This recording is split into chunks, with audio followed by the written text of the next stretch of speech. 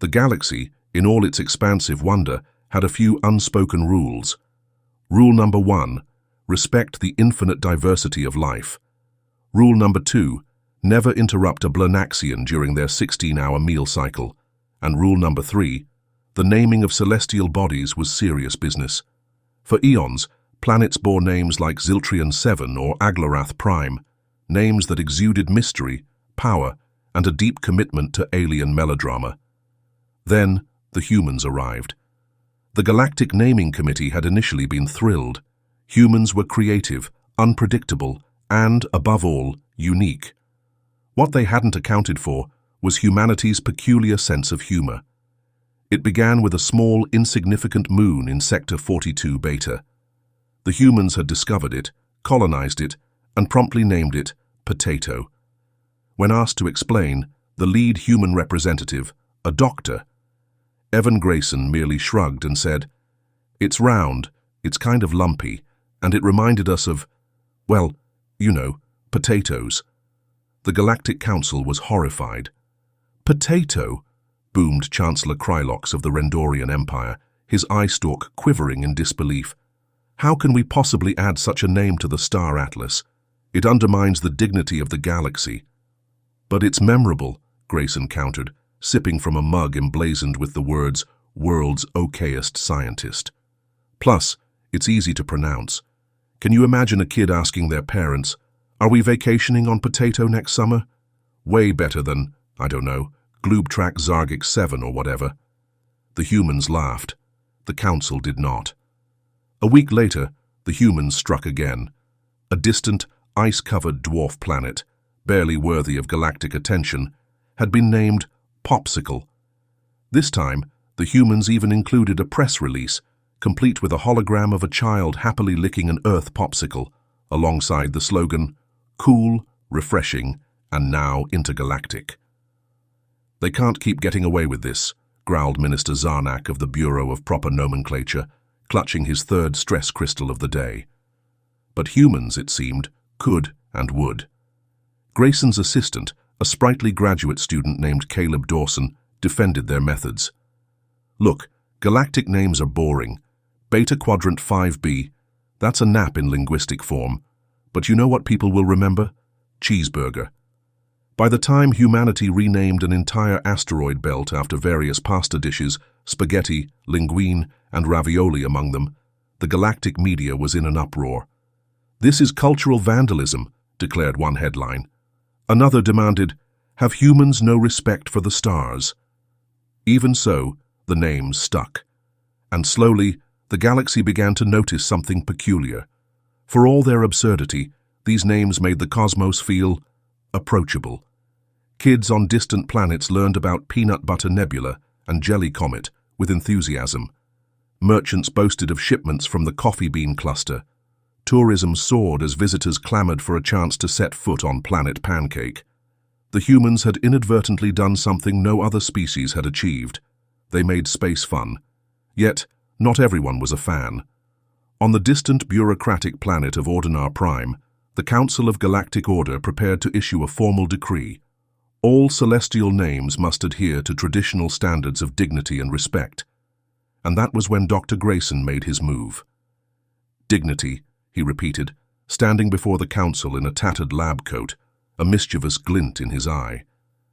"Tell me, Chancellor Krylox, how many kids have visited your vaunted Ziltrian 7 in the past decade?" None," the Chancellor admitted. "And yet, tourist traffic to Potato has increased by 2,000%, Grayson pointed out, holding up a chart. It was a simple, elegant graph labeled Potato Popularity. He let the silence linger before delivering the coup de grace. "Dignity is overrated. Let's make space delicious." The humans left the chamber victorious that day, though not without overhearing Krylox muttering something about renaming his homeworld Cabbage. Back on Earth, Caleb celebrated the win by brainstorming names for the next round of discoveries. "How about Hot Dog Galaxy?" he suggested, biting into a sandwich. Grayson grinned. "Bold. But let's save that for something really big. For now, how about Planet Pickle?" And thus, humanity's conquest of the galaxy continued, one ridiculous name at a time. Despite the Galactic Council's best efforts, the humans' planetary naming spree continued unabated.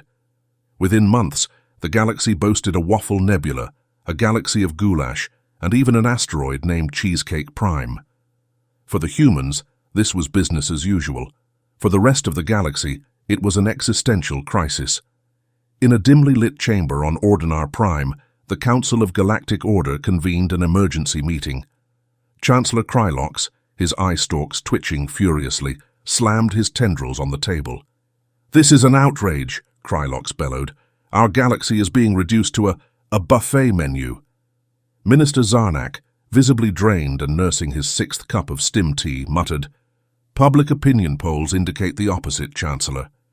The naming convention has actually improved interstellar relations.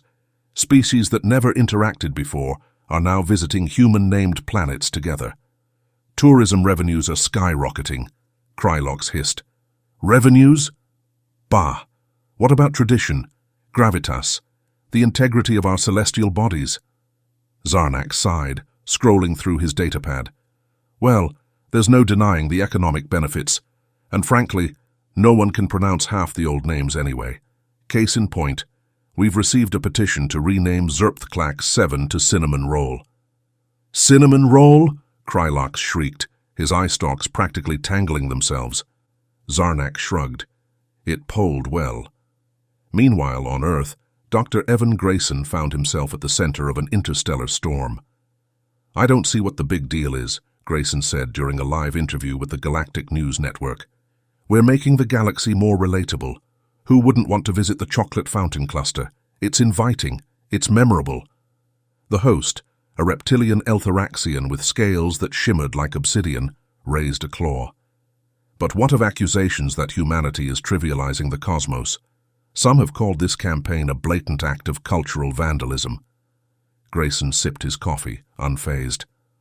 "Look, if naming a gas giant marshmallow fluff is vandalism, then I say we're improving the graffiti." The Eltharaxian blinked slowly. "You're not helping your case." "Not trying to," Grayson replied with a grin. By now, the trend had taken on a life of its own. Corporations across the galaxy were capitalizing on the names. Galactic tour operators advertised all-inclusive trips to the pasta belt, complete with ravioli rides and spaghetti surfing. Merchants sold limited edition maps featuring human-named planets, each with quirky descriptions like "perfect for picnics" and "guaranteed to make you hungry."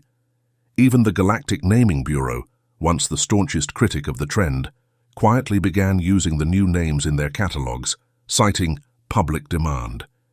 But as humanity's influence grew, so too did resentment.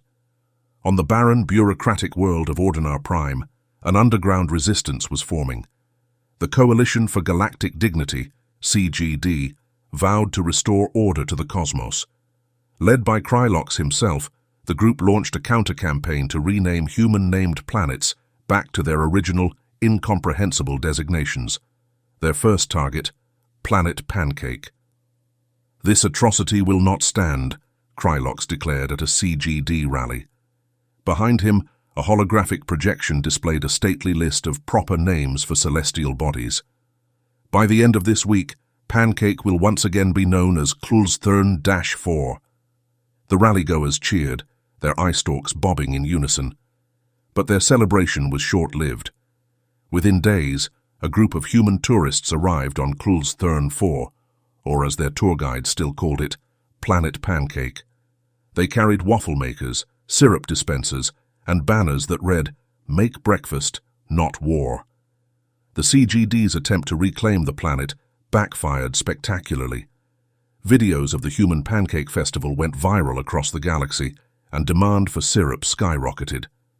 Krylox's failure only cemented humanity's dominance in the realm of celestial branding. Elsewhere, Dr. Grayson and his assistant Caleb Dawson reveled in their success. "We've practically rebranded the entire Outer Rim," Caleb said, scrolling through the latest galactic map. "I mean, look at this. Toffee Comet, Bagel Belt, Caramel Cluster. It's beautiful." Grayson leaned back in his chair, smirking. "What can I say? People love food. We've turned the galaxy into a menu, and they're eating it up." Just then, An alert flashed on Caleb's datapad. Doctor, Grayson, you might want to see this." Grayson leaned in, frowning. The screen displayed a headline: "Coalition for Galactic Dignity declares war on human naming practices." Beneath it, Krylox appeared in a press conference, flanked by grim-faced supporters. "This is not just about names," Krylox declared. "It is about preserving the integrity of the galaxy itself. Humanity's reckless behavior threatens to unravel the very fabric of our interstellar community." Grayson raised an eyebrow. "Unravel the fabric of interstellar community? That's a bit dramatic." Caleb grinned. "What do we do?" Grayson picked up his coffee mug and took a long sip. "We keep naming. Let's see them try to undo Jellybean Quadrant." The stage was set for a galactic showdown. On one side, the humans and their unrelenting creativity. On the other, a coalition of traditionalists clinging to the old ways. Little did they know, the real battle was about to begin, not for the names themselves, but for the hearts and minds of the galaxy's citizens, who had already fallen in love with the delicious chaos of humanity's culinary cosmos. The galaxy teetered on the brink of an interstellar identity crisis. On one side stood humanity, merrily renaming the cosmos with culinary charm. On the other loomed the Coalition for Galactic Dignity, CGD, dead set on restoring traditional celestial nomenclature. What had started as a clash of cultures was now spiraling into a full-blown galactic spectacle. Dr. Evan Grayson leaned against his desk in the Earth Embassy aboard the Zilkor station, staring at the latest transmission from the CGD. The screen displayed a stern-faced Chancellor Krylox, his eye stalks practically vibrating with disdain. "This farce has gone on long enough," Krylox thundered. "Humanity's actions are an affront to galactic unity. We demand the immediate restoration of dignified naming conventions." Grayson smirked as the feed cut out. "They're really mad about Planet Pancake, huh?" Caleb Dawson, who was sitting cross-legged on the floor eating a bag of popcorn, nodded. Apparently, Cinnamon Roll Galaxy was the last straw. They're threatening sanctions. "Sanctions?" Grayson raised an eyebrow. "On what? Potatoes and syrup?" "Apparently so. Also, they've started renaming planets back to their original names. They've already changed Peanut Butter Nebula back to Verxalthian Prime 6. Grayson groaned. "That's just petty. Nobody's going to remember Verxalthian Prime 6. Caleb shrugged. "They've got a point, though. I mean, I get why they're mad. To them, we're turning a stately galactic heritage into a snack menu." Grayson grinned. "And it's working. Tourism's booming. Everyone loves us, except Krylox and his little band of traditionalists." Caleb frowned at his datapad. "Yeah, but they're gaining traction. We might have a problem." The problem arrived in the form of an armada. 3 weeks later, a fleet of CGD ships blockaded Planet Popcorn. Their stated mission: enforce naming purity by any means necessary. The blockade cut off trade routes, stranding thousands of tourists eager to sample Popcorn's famed floating amusement parks. The humans, undeterred, decided to fight fire with absurdity. Enter the Star Skillet, Earth's first interstellar food truck. The ship, a retrofitted freighter painted with images of burgers, fries, and neon milkshakes, arrived in the Popcorn system to the fanfare of a galactic live stream. Its captain, a brash young chef named Jenna Brooks, greeted the blockade with characteristic human aplomb. "Who's hungry?"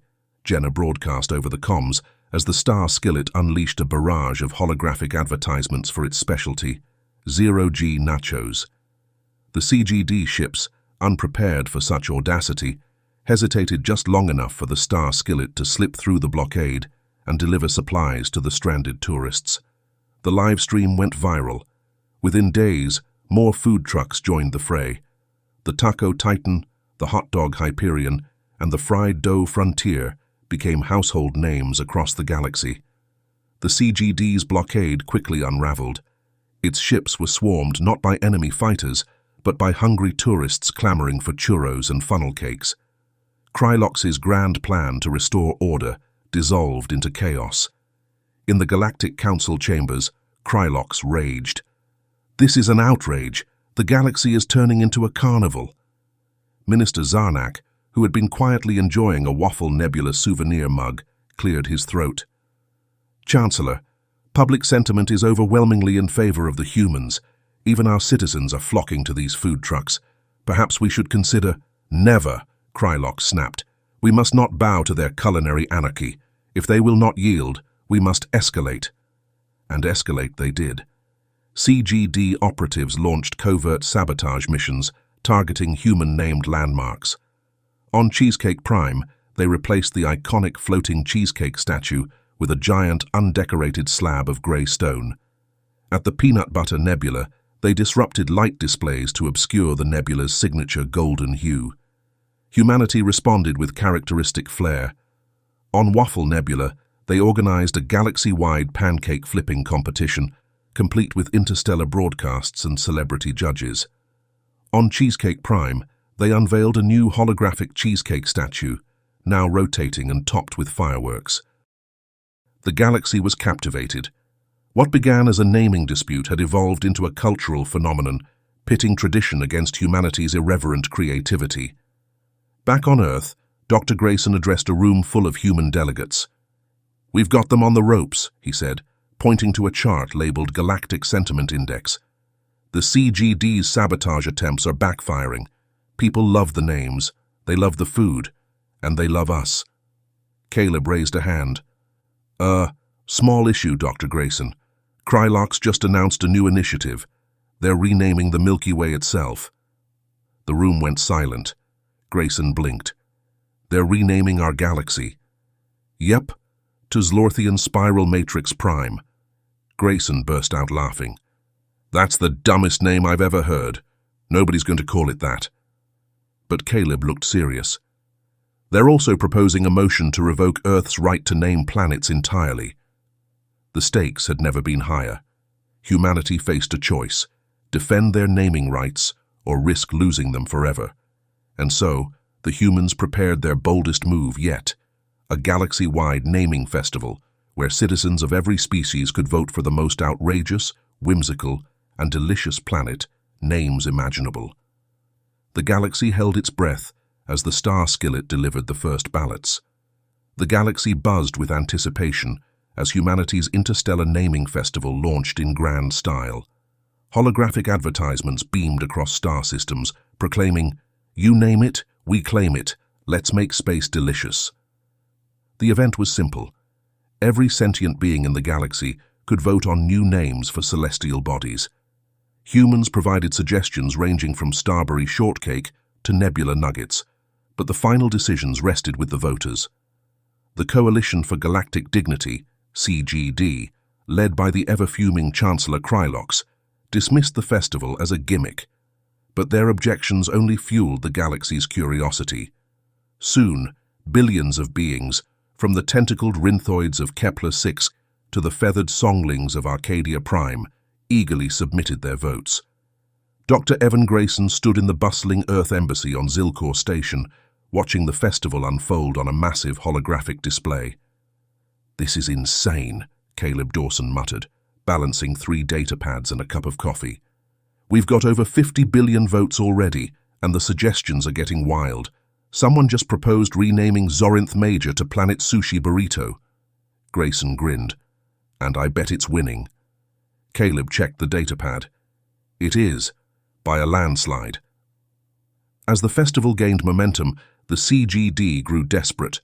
Krylox convened an emergency council meeting to propose a drastic measure, outlawing humanity's naming practices entirely. "This madness must stop," Krylox roared, his eye stalks nearly crossing in frustration. "We are the stewards of galactic culture, not participants in some interstellar circus." Minister Zarnak, who had long since given up fighting the tide, sipped from his potato moon mug and said, "With all due respect, Chancellor, the people seem to enjoy the circus." The council chambers erupted in debate, with traditionalists rallying behind Krylox, while moderates argued for compromise. In the end, the council decided to send a delegation to Earth to negotiate directly. The delegation's arrival was met with classic human fanfare, fireworks, parades, and a 7-course feast inspired by the newly christened Pizza Asteroid Belt. Krylox, unimpressed, addressed humanity's leaders with characteristic bluntness. Your naming practices are a blight upon this galaxy. We demand an immediate cessation of your culinary chaos. Grayson, ever the diplomat, offered a sly smile. With all due respect, Chancellor, we're giving the galaxy what it wants. Connection. Fun. You may not like the names, but they've brought us together in a way no council decree ever could. Krylox bristled but held his ground. Then you leave us no choice. If you do not relinquish your naming rights, we will revoke Earth's membership in the Galactic Union.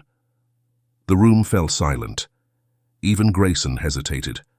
Losing Union membership would mean isolation from trade, travel, and technological exchange, a dire fate for any planet. Caleb leaned over and whispered, "Maybe we should compromise. I mean, do we really need Galaxy of Goulash?" Grayson straightened, his grin returning. "No, Caleb, we don't compromise on breakfast foods." As tensions mounted, the naming festival entered its final round. The galaxy's favorite suggestions were unveiled in a dramatic broadcast, with billions tuning in to see the results. Highlights included Jellybean Quadrant, formerly Xylon Torva 3, Galaxy of Nachos, formerly Rinthalt Cluster, Planet Dumpling, formerly Gornax 5. The CGD's worst fears were realized. Humanity's names were not only popular, but beloved. Even Krylox's own citizens had voted overwhelmingly in favor of the new names, much to his dismay. And then, the twist. As the festival reached its climax, a previously unnoticed transmission emerged from deep space. It came from an ancient satellite orbiting Peanut Butter Nebula. The message, thousands of years old, was from an extinct species known as the Xernites. "To our successors among the stars," the message began, "we bequeath the greatest secret of our civilization, the true name of this galaxy." The broadcast was met with stunned silence. For centuries, the galaxy had been known simply as the Milky Way, a human designation. But now, the Xernites were offering a name of unparalleled historical significance. The transmission concluded, "We name this galaxy in honor of the sacred bond shared by all sentient beings, the Great Cosmic Sandwich." The galaxy erupted in chaos. Krylox fainted on the spot. Grayson nearly choked on his coffee. Caleb burst into laughter so loud it echoed through the embassy. "It's perfect," Grayson declared, wiping tears of mirth from his eyes. The Great Cosmic Sandwich. The galaxy just became one giant menu. Faced with the undeniable irony of their position, the CGD had no choice but to disband. Humanity's culinary naming conventions were not only validated, they were enshrined in galactic history. In the aftermath, humanity's influence soared. The names they chose became more than just labels. They became symbols of unity, creativity, and the shared joy of exploring the cosmos. Krylox retired in disgrace, muttering bitterly about pancake moons and bagel belts. Grayson became a galactic celebrity, hailed as the ambassador of flavor. As for the galaxy itself, it embraced its new identity with gusto. Tourists flocked to the Great Cosmic Sandwich in droves, eager to visit planets like Planet Pickle and Cinnamon Roll Nebula. And in the end, humanity's legacy wasn't just in the stars they named, it was in the smiles they brought to a galaxy that had taken itself far too seriously for far too long.